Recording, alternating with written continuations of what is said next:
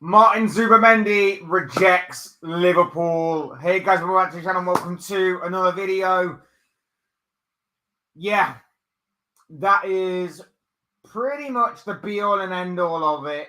Martin Zubimendi has rejected Liverpool. The news broke last night that the Spanish midfielder will no longer be entertaining Liverpool as an option. He is set to stay at Real Sociedad for at least the immediate future. Seemingly wants to see out his entire career with the Spanish club.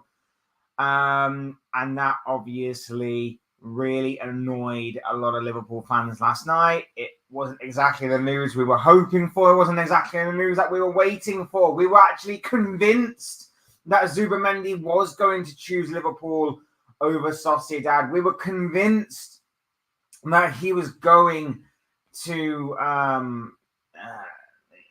he was going to leave his boyhood club to join Liverpool, to make that leap of faith, to join the Reds for this season. We had been all week looking forward to Liverpool making their first signing, Liverpool making a big statement of intent before the season had just begun in signing Zubimendi. And it seems the player has sort of performed a bit of a U-turn on where he sees his footballing destination lying, and it is with his boyhood club. We're going to be talking all about this story. We're going to be talking about Zubimendi. We're going to be talking about Liverpool. We're going to be talking about the aftermath of this as well, because the aftermath, as far as what the reaction has been from fans and from the club itself, has been absolutely insane. It's been absolutely outstanding, and not in the kind of good way of being outstanding from both club and fans. So we're going to talk all about this. But before we go any further, I would like to remind you all to please like the video and also subscribe if you're new. Both things are always and forever greatly appreciated. And get involved as well. I want to hear you in and see you in the chat. What are your thoughts on this? Maybe you're a rival fan and you're trying to banter Liverpool, which will have to take a bit on the chin, I guess you could say. Or maybe you are a fan of Liverpool and you want to express just how annoyed and frustrated you are at the club yet again, not getting the business done and everything. So I do want to hear from you all on this. Your thoughts, your comments, opinions, predictions, feelings, whatever you want to call it, will make for great interesting reading, I'm sure. So please do get involved. Would love to hear from you all. But without further ado, let's get on with talking about Martin Zubimendi rejecting Liverpool. So the news broke, like I said, last night in regards to Zubimendi. Fabrizio Romano and David Ornstein have been all over this. Paul Joyce as well. Since the news broke last week that Liverpool were interested. And basically, Romano burst onto the scene last night. He basically said Martin Zubimendi rejects Liverpool after he did the same with Bayern and Arsenal opportunities in recent years. Unconditional love for Real Sociedad as he's staying open to signing new deal. Contract proposal from Sociedad way lower than Liverpool's contract bid. So Romano just had to really rub salt into the wounds with that kind of last little bit there. David Ornstein then jumped on this as well. He said Martin Zubimendi decided to stay at Real Sociedad despite Liverpool pursuit and Sociedad initially anticipating move to be accepted. 25-year-old convinced to remain, Richard Hughes told Today. At present, Liverpool not expecting to sign alternative number 6. That last bit stings a hell of a lot, but we will get onto that a little bit later. The fact of the matter is this. Teams get rejected all the time. Clubs get rejected all the time by other players. And there is something somewhat admirable and respectable about Zubimendi choosing Sociedad over Liverpool.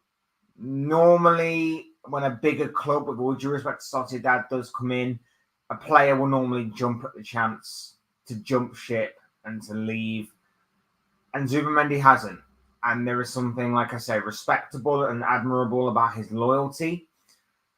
And as Liverpool fans, we should know all about that, considering that most of us grew up in the era where Liverpool were not very good, and our icon, legend, Steven Gerrard had the opportunity to jump ship probably on a number of occasions to a bigger club, to go and win trophies, win league titles.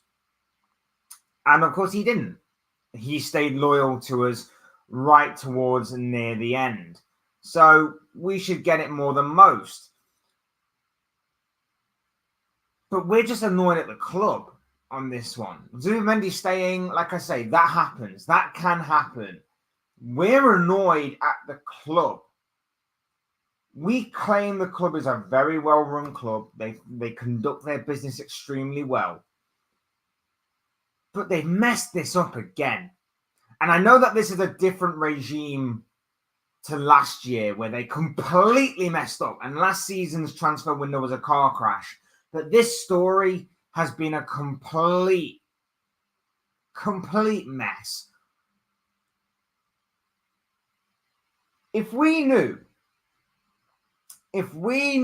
that he was going to stay in Spain, why did we bother going for him?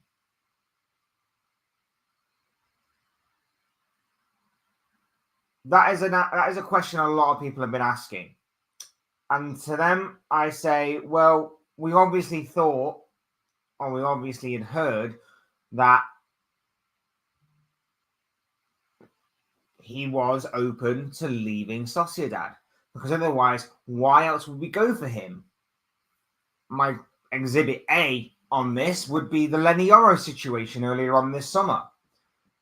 We understood that Leny Yoro only had his heart and eyes set on Real Madrid.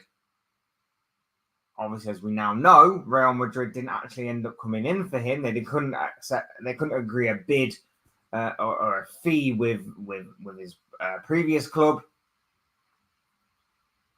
And then he went to Manchester United. We weren't bothered about going in for someone who didn't have their heart set on moving. But we did for Zubimendi.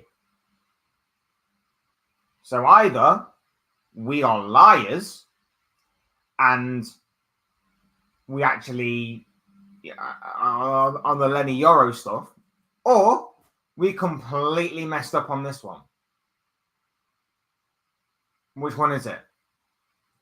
Because, like I said, the way that we conduct business, this moving in the shadows stuff that I keep talking about, this whole we do everything in secret, we only release stuff to the in-the-know journalists when the deal is practically done, has been messed up yet again.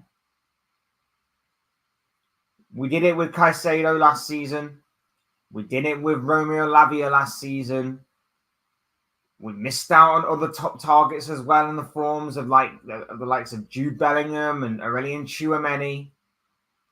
And now this year, we've missed out on Leny Yoro.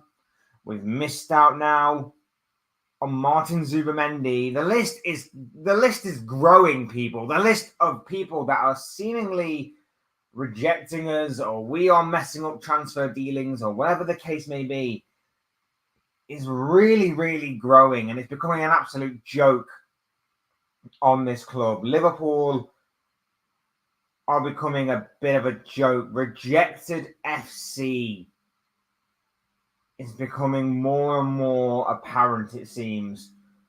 And rival fans, and rightfully so on this, are taking the mick out of us. They're bantering us. And yes, fine. We have to take on the chin as Liverpool fans because everybody gets this. And if this was Man United, for example, or if this was, Chelsea getting rejected, Liverpool fans will be joining in on the banter. Liverpool fans would be laughing at them because of this. So I understand, and we obviously understand part and parcel football and, the banter side of things. But as fans are left to take it. As fans have to take it. Yeah, it's not good. It is absolutely insane. It's absolutely insane because like I say, we praise this regime that we have currently. We praise Michael Edwards for how brilliantly he's done for Liverpool in the past with his past dealings. We praise Richard Hughes as being this up-and-coming sporting director, young, but obviously comes in with a huge reputation. And both of them have let Liverpool down on this. Both of them have let Liverpool down on this.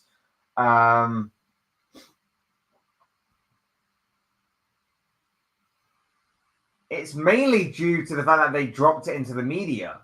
And again, as we know, a deal is practically done when Liverpool drop that kind of news on the media. Like, I know as much as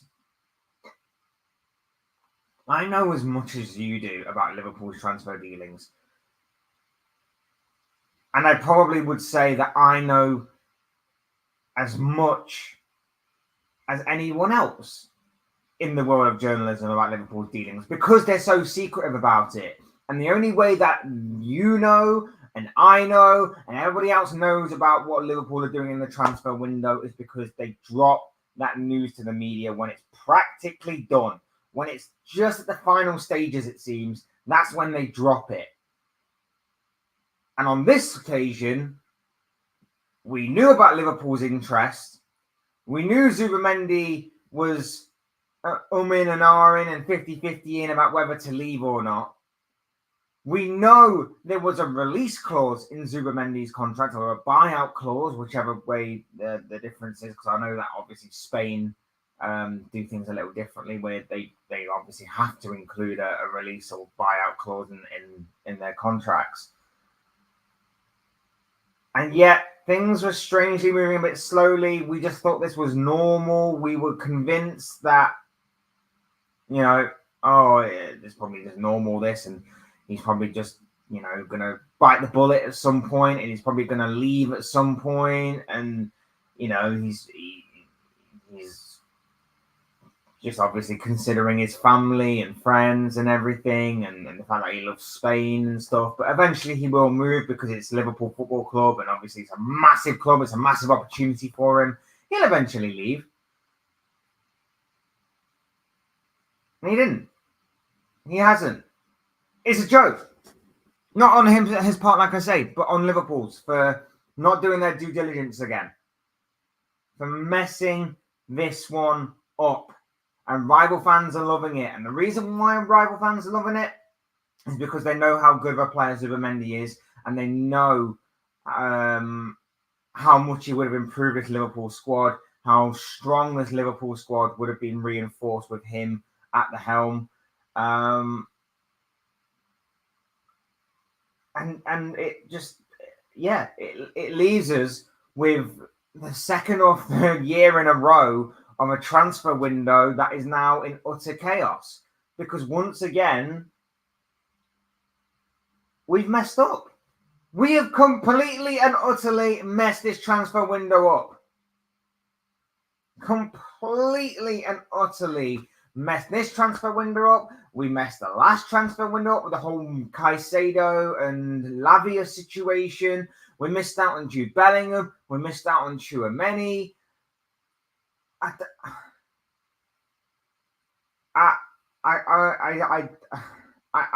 don't get it. I don't get it. I genuinely don't get it. We act like we're a big club, but we don't back it up. We try to act like a big club, but we don't back it up. It's really, really frustrating. I can't. I slept on it. And I was hoping that I'd wake up and it would be like some kind of horrible nightmare. But it's not. It's not. Liverpool genuinely missed out on Martin Zubimendi. We move so slow on these kinds of things when things go wrong for us. I don't get it. I really, really don't get it. Anybody got any answers for me? Anybody got any answers? Because this just seems very strange from everyone. And I tell you what the worst part about this, well, one of the worst parts about this, probably not the worst part, we'll get on to the worst part a little later. But one of the worst parts on this is the fact that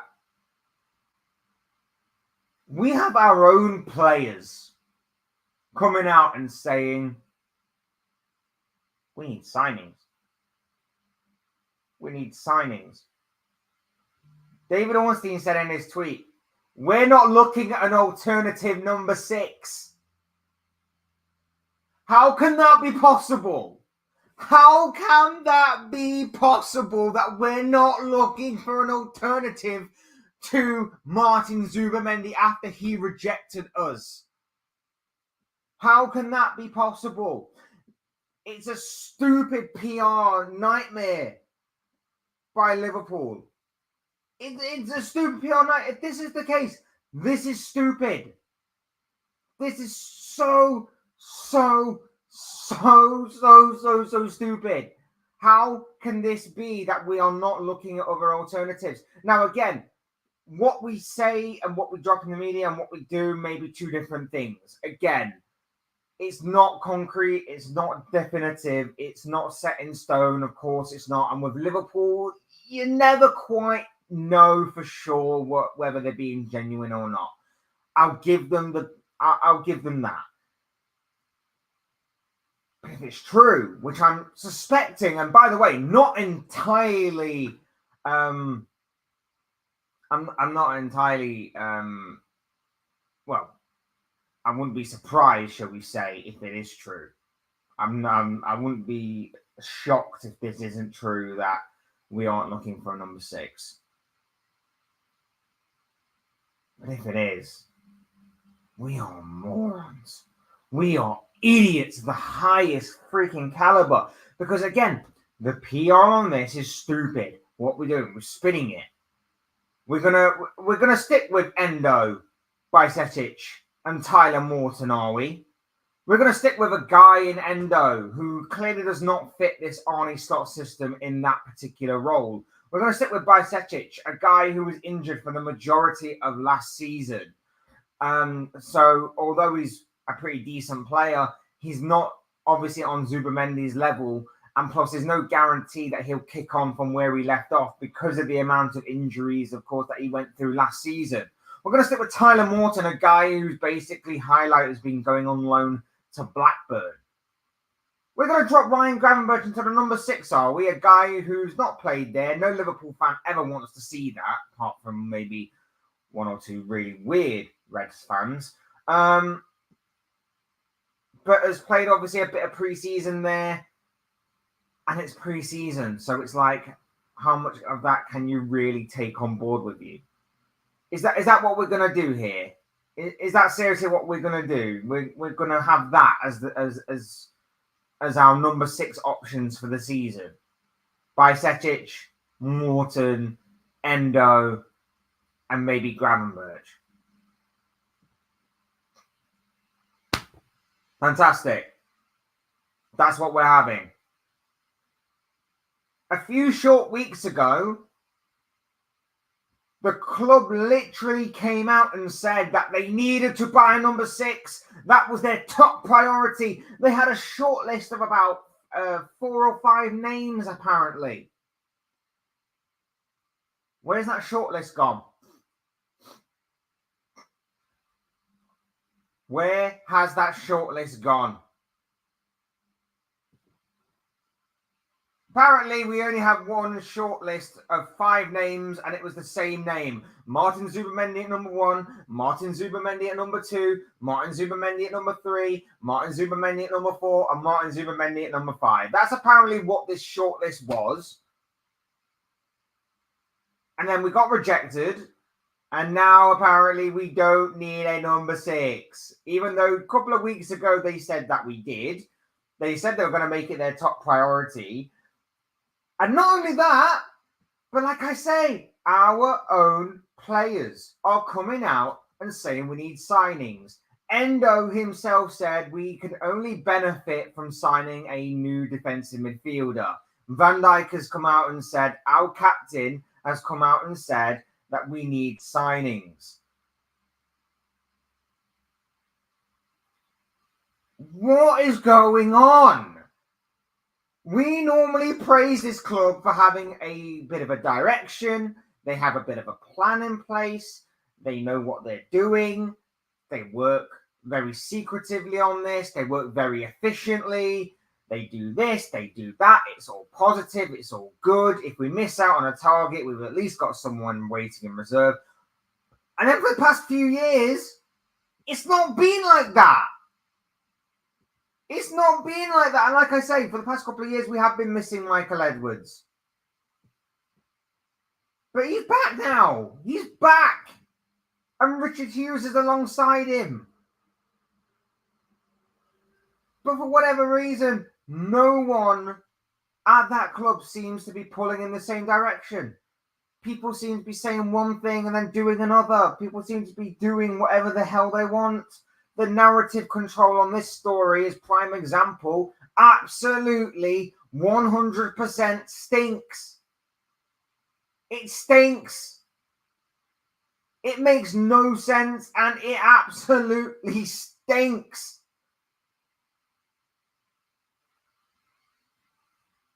You can't put out that you need a number 6. You can't put out there that you need a number 6 as a top priority.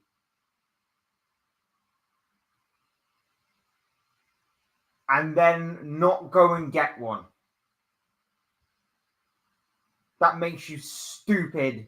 That makes you embarrassing. That makes you an absolute loser. The fact of the matter is that you left your transfer business too late. And I said to everyone that would watch me that we judge them as the season kicks off. If we're not signing anyone, we judge them then. And we get more concerned and more frustrated. And we definitely judge them going into September when the transfer window ends. This is the time to start.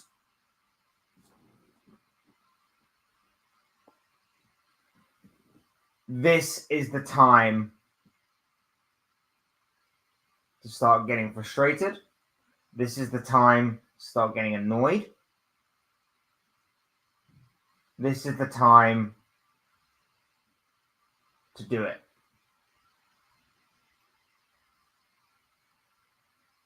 It's ridiculous. It's absolutely ridiculous the way we've gone about our transfers. And like I say, I've been growing more and more concerned by the day. Liverpool Football Club are the only club in the top 5 divisions in European football to have not signed a single player in this transfer window. The only top club that wants to pretend they are a top club, but not actually show why they are or how they are.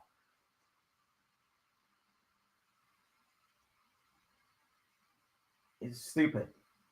It is so stupid. And we are a mess before the season's even begun. Yes, I still believe we have the 3rd best squad in the Premier League. I still don't doubt that. But in this league, there is an opportunity there to, at the very least, close the gap on Arsenal and Man City.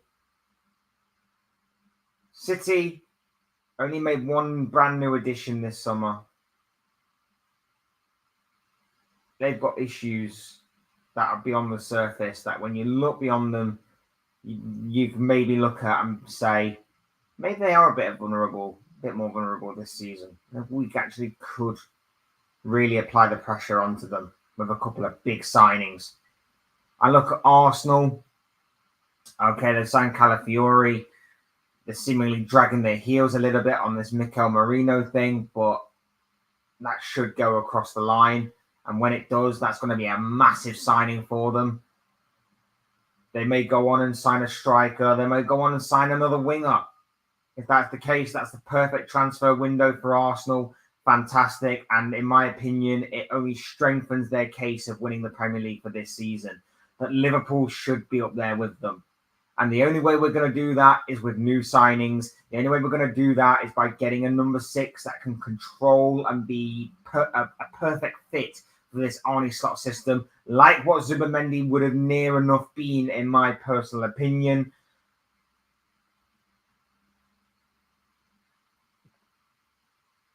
And yet now we're going into the season and we're sticking with what we have.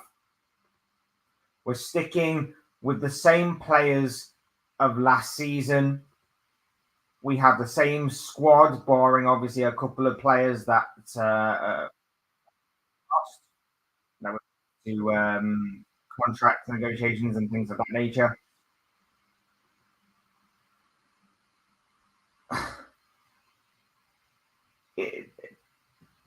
This club never lives in the moment. This club never seems to live in the moment. We seem to be living on a year or 2 years or 3 years down the line every single time, rather than just living the here and now. And that's the biggest problem. The biggest problem is that this club never lives in the here and now. When you look out there and you look at all the FFP and PSR stuff, and you hear journalists speak about it, they go on to claim like Liverpool and Tottenham are the only 2 clubs in the Premier League to really be able to go and spend as much as they want, or spend a lot more money than other clubs, and not even come close to touching the horrific sun of PSR and FFP. And then you look at the way that both clubs act, and you question why. You question what the hell is going on. You question why we are so scared to spend money. And I say that, and even Tottenham have gone out and splashed the cash on Dominic Solanke this year. Just under 60 million, I believe. Something along them lines.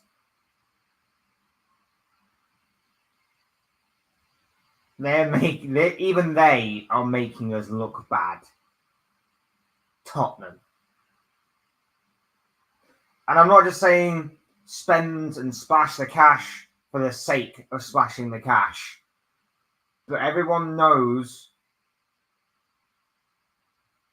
if you need a player in that area or in a specific area,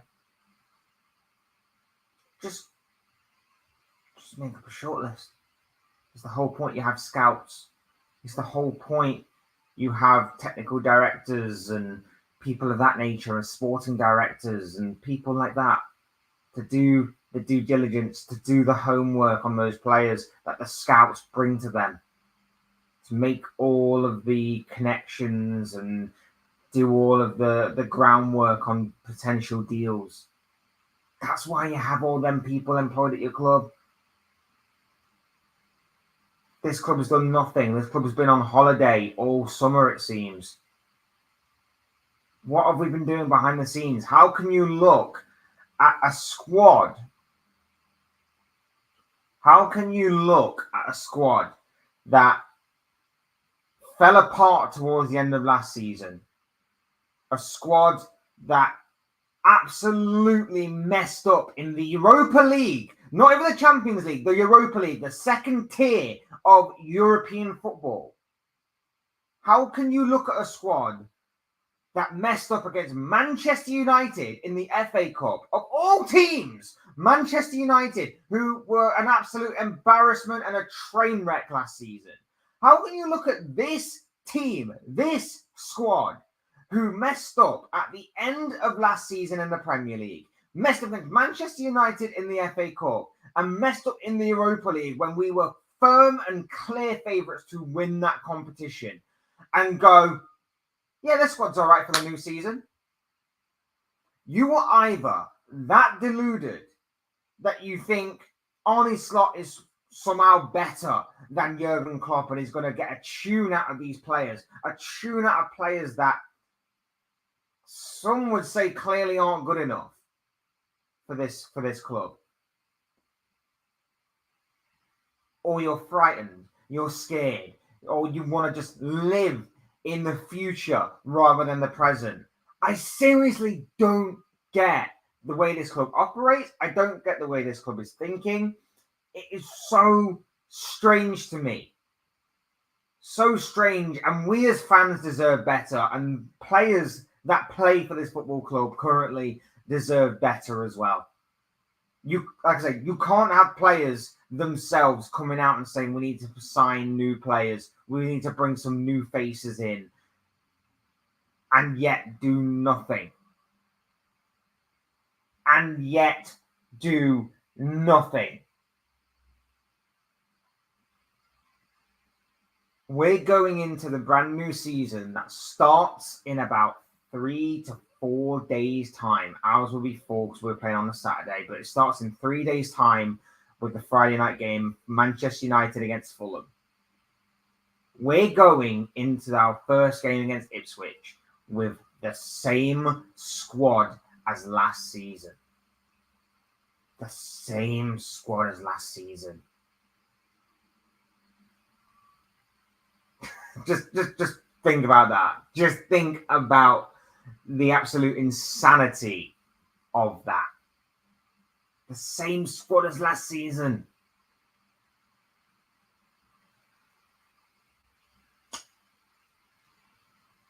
And you want to know something that's even more ridiculous?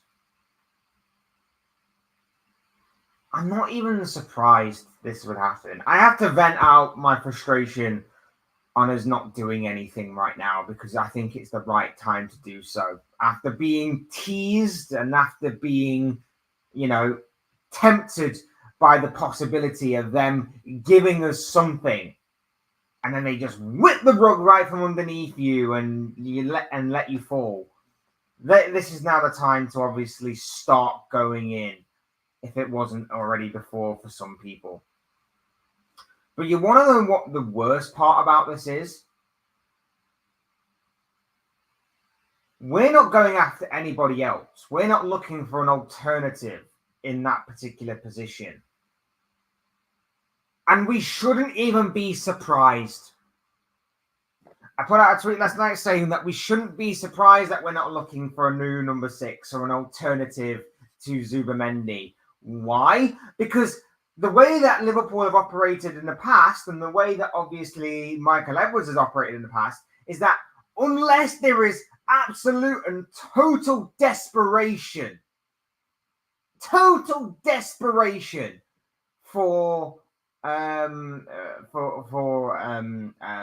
to go out into the transfer window, we won't. Unless there is total desperation. Was it 2021, I believe?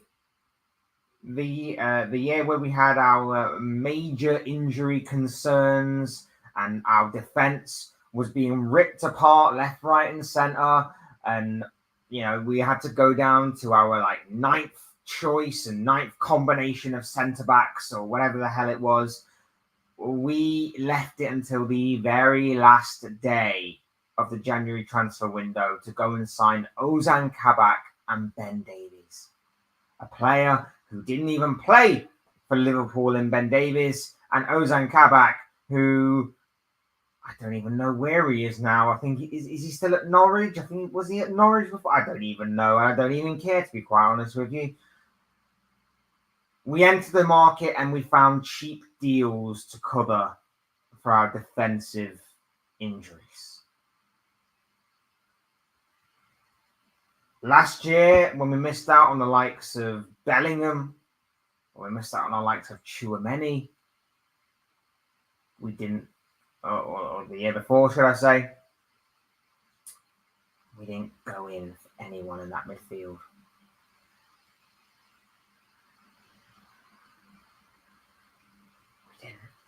Go in. Anybody in that midfield when we missed out on them two.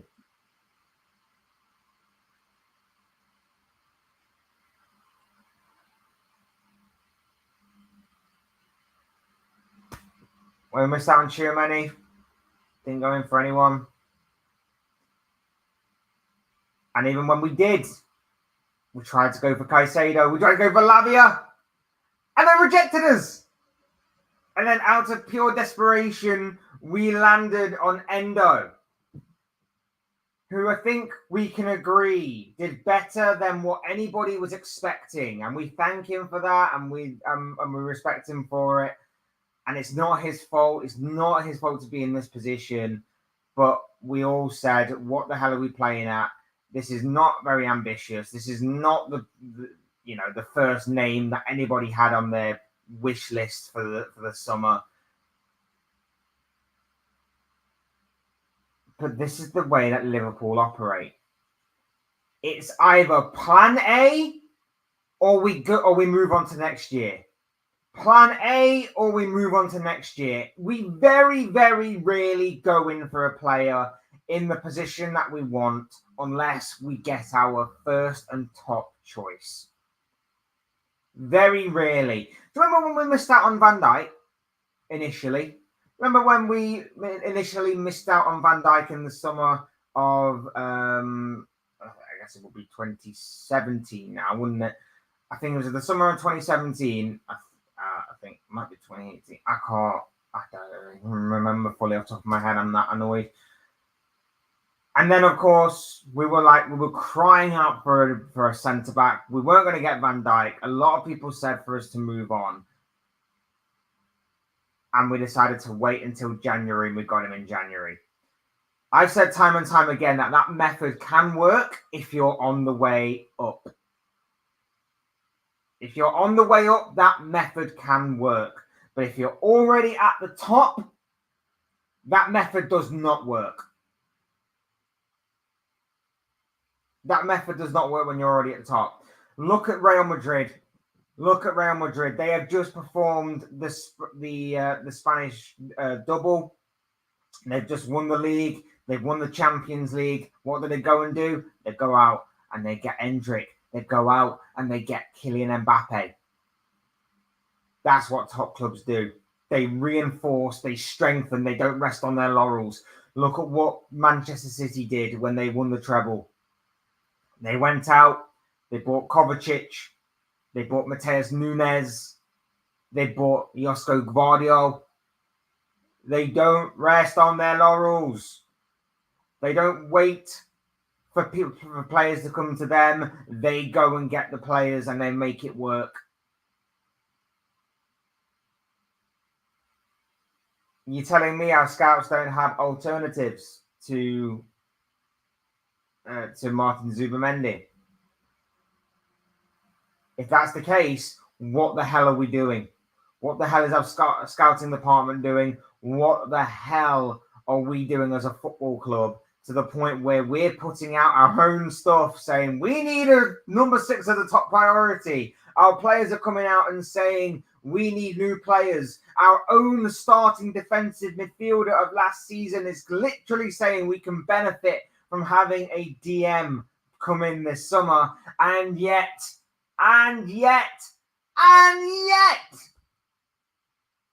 we are doing nothing. We have sold Fabio Carvalho. We are probably going to sell 1 or 2 more players before the season's up. We're probably going to send out a few more youngsters on loan. That's the only things we really have to look forward to as Liverpool fans for the rest of this transfer window, is seeing some of our youngsters get loaned out. That's it. That's it. Oh, but don't worry, guys. Don't worry, because we actually may make a signing. Mamardashvili. Yes, the Georgian goalkeeper known as Mamardashvili. Just before the Martin Zubimendi news hit yesterday, news of Mamardashvili came to light, with Fabrizio Romano saying Liverpool are seriously considering opportunity to sign Georgi Mamardashvili for a fee in excess of 30 million euros for Valencia and then loan him out. No final decision yet, but talks continue. It's up to Liverpool.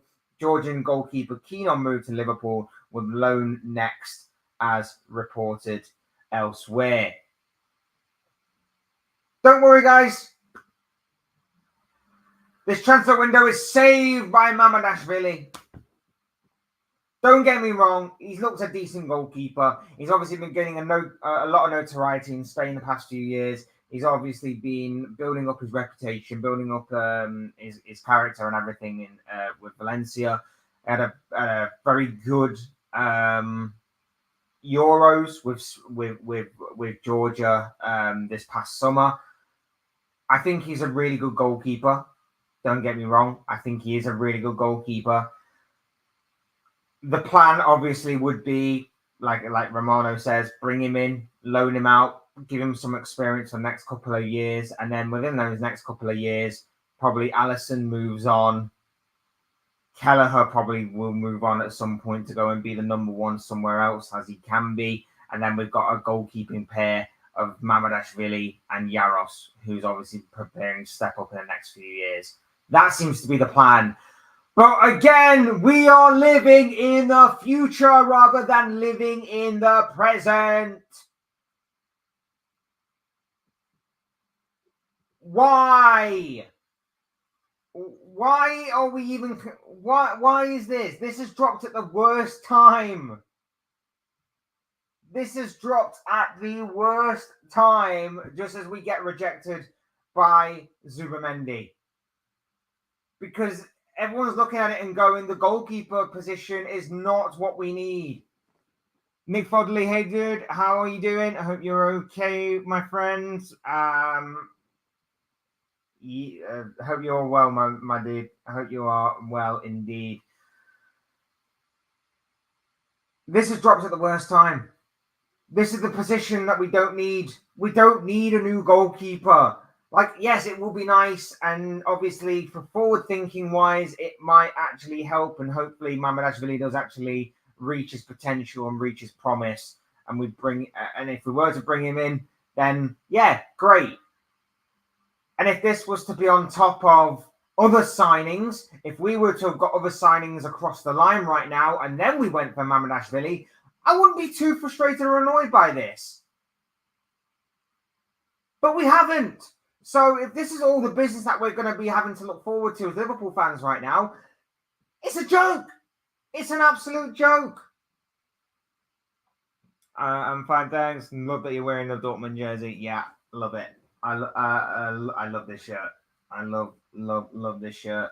And speaking of shirts, I would love to go out and get the Liverpool away shirt because I love the Liverpool away shirt. It's an absolute thing of beauty. My only thing is that I don't want to give FSG any money, and it's killing me. It's absolutely killing me. I really want that shirt. I think it looks really, really nice, but I do not want to give FSG any money out of me. And it's killing me. Absolutely killing me. So, thanks, dude. Appreciate it, though. Oh, this club is so backwards. It's unbelievable. This club is so freaking backwards. It is unbelievable. They seriously put out this stuff about wanting a number 6 as a top priority, miss out on seemingly their only target, and go, well, we're not going to go for anyone now.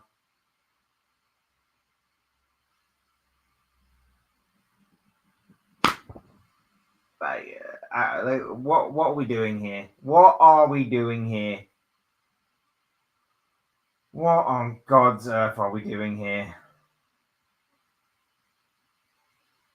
Stop supporting American-owned football clubs. Just kidding. Well, until we're all owned by a Saudi state or, a Saudi consortium, we just have to put up with them, don't we? Yeah.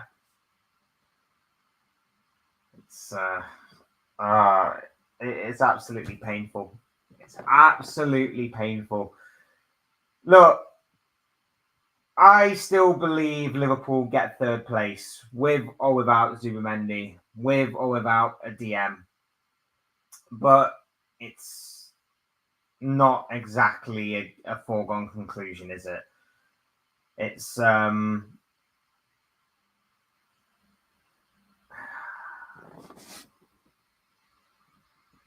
exactly a foregone conclusion, is it? It's one of these things where we're now praying that the likes of Van Dijk and Salah and McAllister don't get injured, and Trent, of course, do not pick up long-term or any injuries at all. We're hoping that those players can remain influential. We're hoping that those players are going to be playing out of their skin for the vast majority, at least, of the season.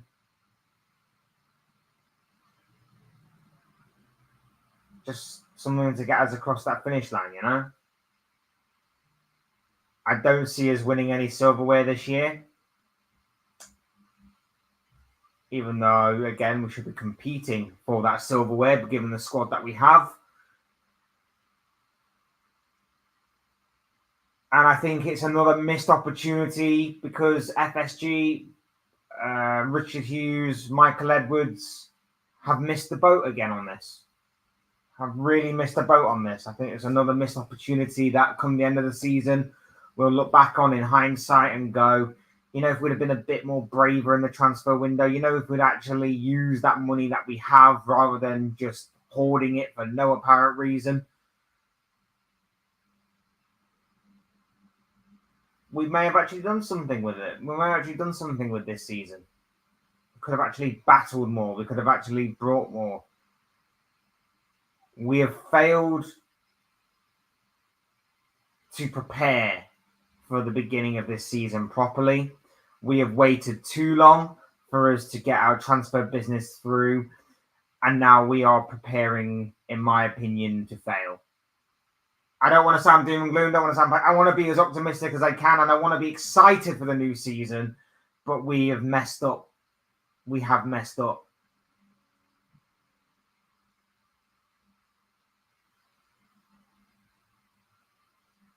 That's it. We've messed up. I want to be optimistic. I really, really do. But in a situation that we are in right now, anything that we do is seemingly now going to be a panic. And not just a panic as well, but now every single team, that we ever, if we aren't going to go for a number 6, then this won't obviously be an occurrence. But every single team now knows that we are in need of a defensive midfielder. We put it out there that that's our top priority. We put it out there that that's our top priority. And now every team that we now go to, if we were to go to anyone and say, oh, can I just inquire about this guy or that guy? They're going to bump up the price. They're going to bump up the price of whichever defensive midfielder they have because we know that we're going to be desperate. It's a PR nightmare. The spin is stupid. The spin absolutely stinks when you break it down, and it doesn't make any sense whatsoever. I really think Slot has something in his up his sleeve that we really go and fight seriously for the title. Maybe it's just me. I hope you're right, dude. I hope by some way, somehow, some miracle that we manage to pull this off and we manage to come away from this season with a Champions League title or a Premier League title or even a domestic double and a third place finish. That will satisfy me given the fact that A, we're in a title race, B, we get 2 trophies at the end, and C, it's going to be Arne Slot's first season. But I don't see it happening at all. I really do not see it happening at all. I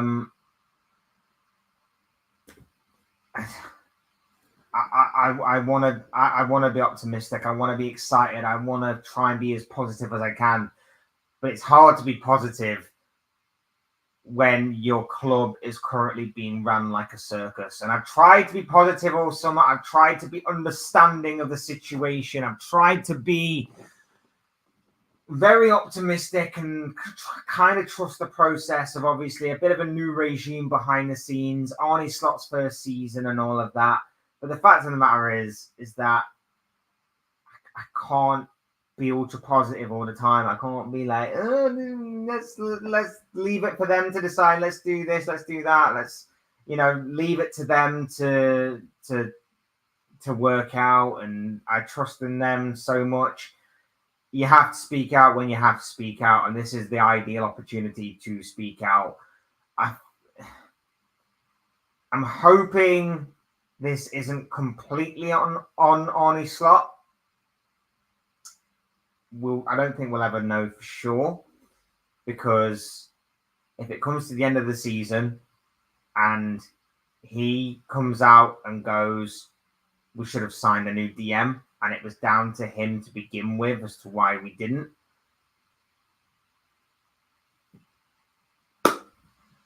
then what the hell were you playing at? What the hell are you doing? I don't obviously know the full ins and outs, and I don't think no one really will.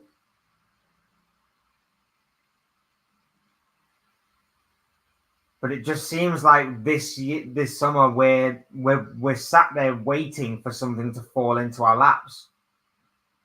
It seems we're sat on our hands and we're just waiting for something to fall into our laps. And it's just not happening. And Zubimendi would have been perfect. Zubimendi would have been brilliant. But it's just not meant to be, apparently. It's just not seemingly meant to be. And rather than look at alternatives, rather than look at the shortlist we seemingly had, we're deciding to call it a day on at least a defensive midfielder. They've not really said whether or not we're going for anybody else in other positions. They just said that they're seemingly calling it a day on trying to buy a new DM, which means we've got Mamardashvili. That situation's now going to be the focus of a lot of Liverpool journalists and a lot of the in-the-know journalists, it seems. That could obviously spring to life.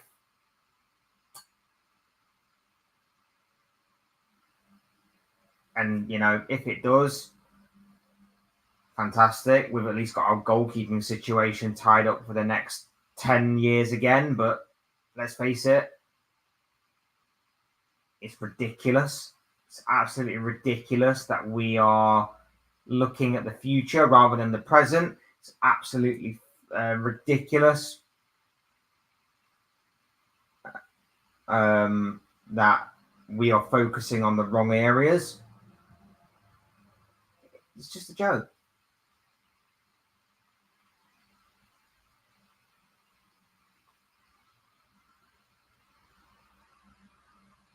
It's just an absolute joke. An absolute joke. The way we're being run right now.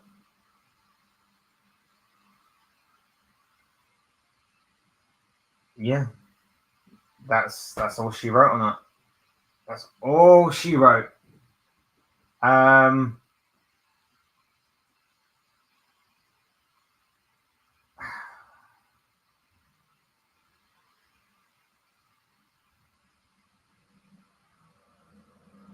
Could you imagine?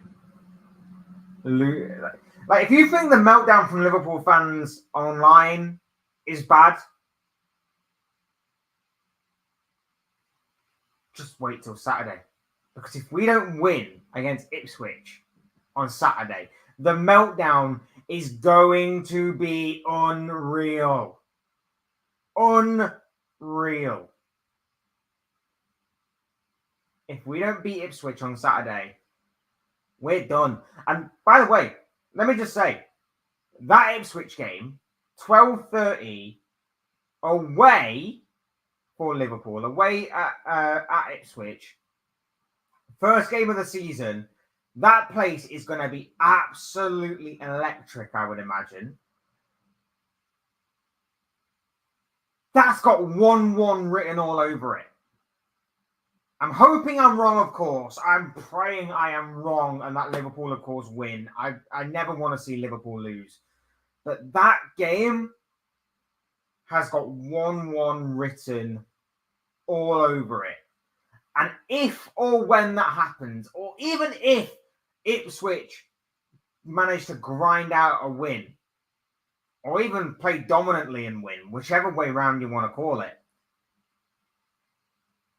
the meltdown from Liverpool fans is going to erupt. It's going to kick off, and it is going to... It's not going to be pleasant. It's not going to be pleasant.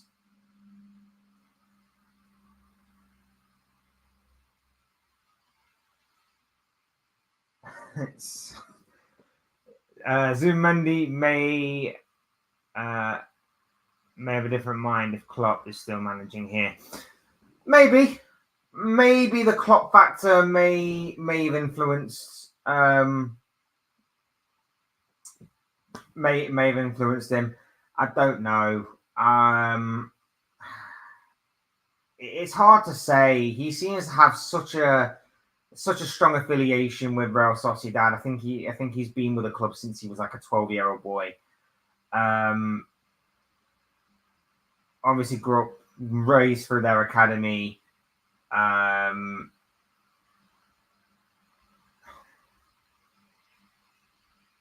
You know, it's hard to say for certain whether or not the Klopp pull would have actually made a difference here or not. He seems to have such an undying loyalty towards them. I'm hoping it's an undying loyalty. You know, if like he went to Manchester City or even Manchester United in like a year's time or whatever, I'd be questioning what the hell is going on. But yeah, if that is the case and he has an undying loyalty, you can't really fault him. You just have to hold your hands up and go, you know what? I get it. And loyalty is a really funny thing in football anyway. Like, fans demand loyalty from players, but will not show it the other way around. Fans will demand that a player that they love and that they like shows loyalty towards their club. But at the same time, a fan will quickly turn on a player that they seemingly don't like anymore. You know, I like Luis Diaz from an aesthetic point of view. I don't think for Liverpool he's good enough in the final third. I think his final ball and his end product is certainly very inconsistent. Same way with Darwin Núñez. I like him from a chaotic point of view, and I like and there definitely is something about his game. Otherwise, why would he constantly be getting into these positions to try and score goals and to obviously create a bit of a nuisance for himself for the opposition defenders? But because their end product is so inconsistent, it's led many people to kind of lose hope and lose focus on them. And because of that, people want them out. But people will be first to call out a player's not loyal, demand a player is loyal to their football club the moment that they like a player and that they want them to stay. It's crazy. It's crazy. But it does seem like it is foreign players that do show the most loyalty. Like, English players will jump at the first opportunity to leave, but foreign players, particularly the Spanish ones, I don't know if it's just me that thinks that, but I seem to think it's the Spanish ones that seem to show undying loyalty to their Spanish clubs. And I rate and like that. Every now and again, you will get someone from a different nationality or even English, like I say, that does show loyalty. Like I said, I mentioned one earlier of Steven Gerrard. He could have easily left Liverpool when obviously Jose Mourinho's Chelsea came calling, but he didn't. And we fully respect and admire that. And although that we could never give him the Premier League title that he so rightfully deserved, he still showed undying loyalty right till the end. So I think anyone and everyone, Liverpool fans should understand loyalty more than most. So there you have it. Yeah, I just think he was being loyal. I just think that he's staying at Sociedad for the remainder of his career, unless of course maybe like a Barcelona comes calling, everyone seems to think that if Barcelona were to come calling, then he would leave. But we'll wait and see. It's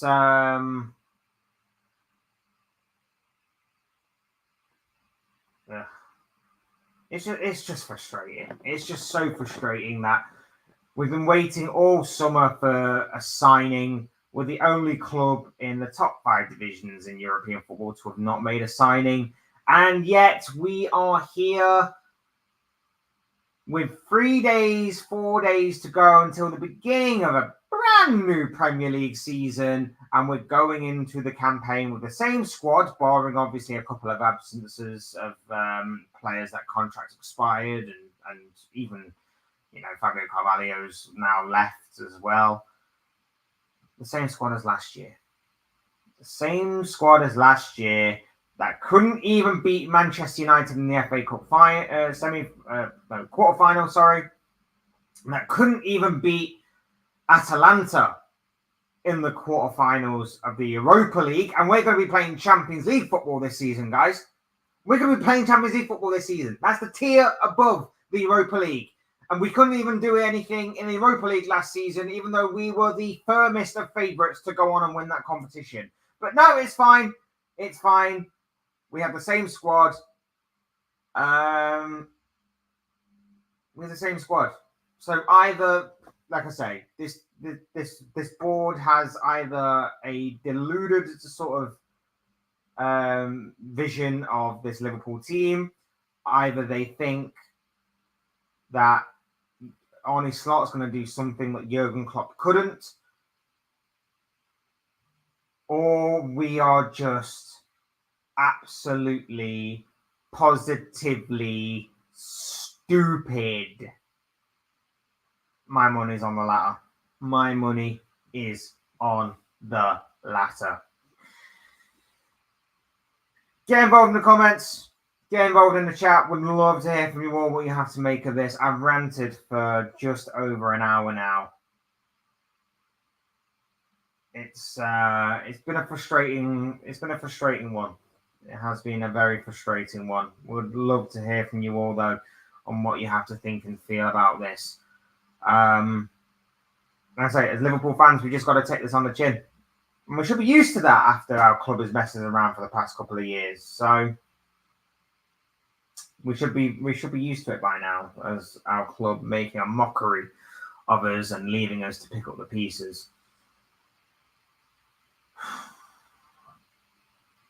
It's not ideal. Really, really not ideal.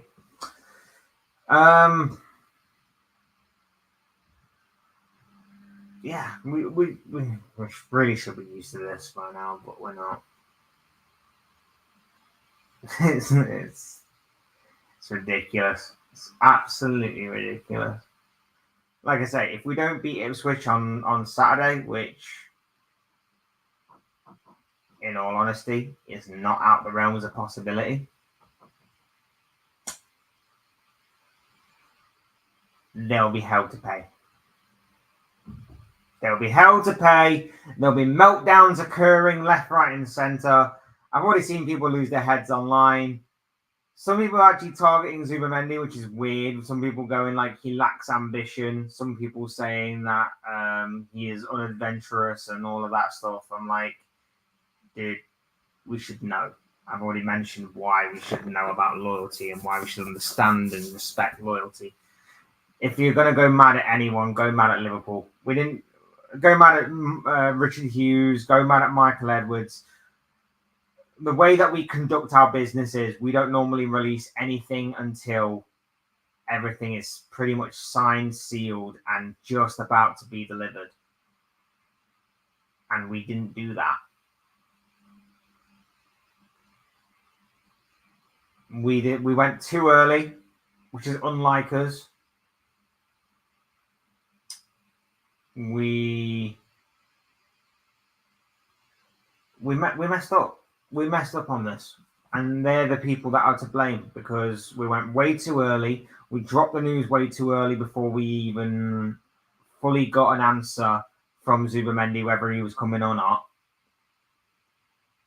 We showed our cards way too early, and now everybody knows what we're looking for, what we're after this transfer window, and now we have to basically shut up shop without selling, without even buying anything. We have to,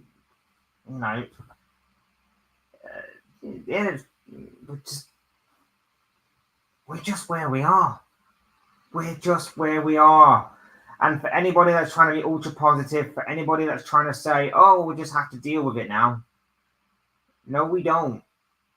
No, we don't. We can just say what we want to say. We can point the finger of blame at who deserves it. All of that stuff needs to obviously occur. It's going to be another frustrating transfer window. It's going to be another probably frustrating season, to be honest with you. I want to say that Liverpool managed to overcome the odds. I want to say that Liverpool are going to be in for an optimistic and good season. But I can't. I really, really can't.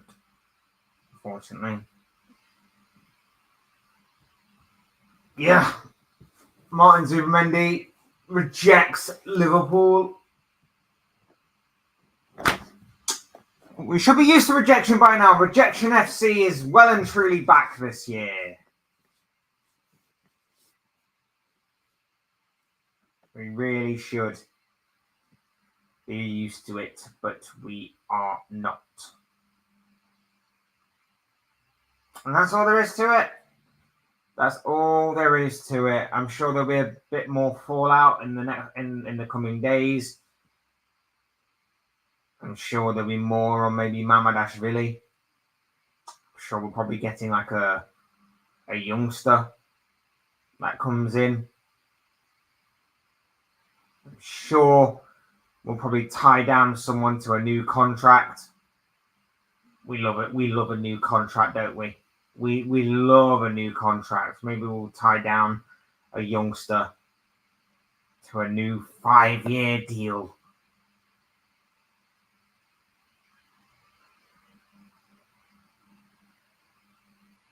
Maybe that's going to be the case.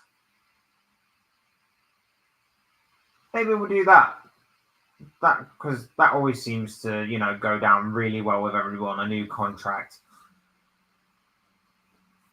But the bottom line is, Martin Zubimendi is not coming to Liverpool. He's rejected us in order to stay at Real Sociedad. On some level, we can understand it. But from an FSG, Michael Edwards, Richard Hughes point of view, they've dropped an absolute stinker here. They've dropped an absolute stinker by not doing their due diligence, not doing their homework, releasing stuff way too early to the in-the-know journalists that have since jumped on this and claimed that it's happening. They expect Sociedad to be resigned to losing him, but he's going to be going and he wants to go and everything. It just stinks. And then Liverpool's PR spin of we don't need a number 6 is just as big of a joke. We clearly do. You said yourselves that we do. Your own players are claiming that we do. And yet you're doing nothing. And as fans, we're left to pick up the pieces. We're left to the banter of rival fans that are loving this right now, that are loving the fact that we're in the mud, that are loving the fact that we got rejected again, are loving the fact that they have memes aplenty online. The amount of friggin' times I've seen people retweet and post that video of is it the Anfield agenda guy?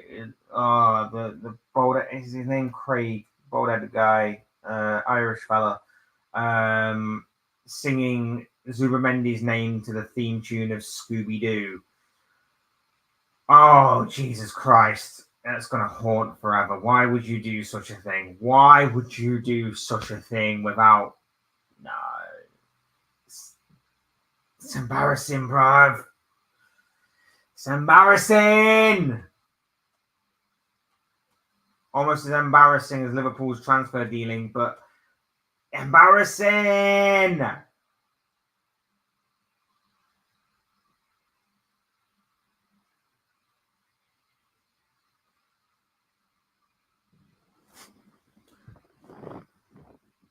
There you have it. We'll see how it goes. We'll see what comes of this next. We'll see what comes of Liverpool's transfer window and season. But Martin Zubimendi certainly won't be there. And Liverpool, well, I don't even know what goes on now. I really, really, really don't. Anyway, I'm going to wrap up there, guys. Thanks, everybody, for watching and listening. Thank you for taking your time out today to come here and listen to me rant. Thank you to Nick for getting involved in the chat. Always greatly appreciated, my dude. Really do appreciate it. And I hope to see you back here soon again. Yeah, these are just the thoughts, comments, opinions, predictions, feelings, whatever you want to call it, of this guy. I want to know what you guys think. Let me know what you're all thinking and feeling in the comment section, in the chat, wherever it may be. Would love to know what you guys I've got to say on this particular matter, on this particular issue. Your thoughts, comments, opinions, predictions, feelings. Please do feel free to use and abuse the comments, the chat, everything else in between. Would love to hear from you all. Otherwise, hit the like button if you haven't already. Subscribe if you're new and want to see more content like this. Both things are always and forever greatly appreciated. Thank you, everybody, for taking time out to listen. Thank you, everybody, for getting involved, liking, subscribing, or whatever it may be during this time. If you have, that'd be fantastic. Greatly appreciated and always will be. Yeah, thanks, everyone. Premier League predictions video is going to be out later on today, giving my predictions on each and every single club and where I think they'll finish. So please do stick around for that. It'll be out some point today. I'm thinking around mid-afternoon, I think, ahead of the new season. So feel free to obviously leave your comments on that one as well. Would be great for you to get involved in that one as well, to hear what you guys have to say and think about the new season and where you think teams will finish. Otherwise, thanks everyone for watching. Take care. Enjoy the rest of your day. Speak to you all again very, very soon in another video or live stream or whatever it may be. Cheers, guys. Thanks everyone for watching. Take care. Enjoy the rest of your day. See you again very, very soon.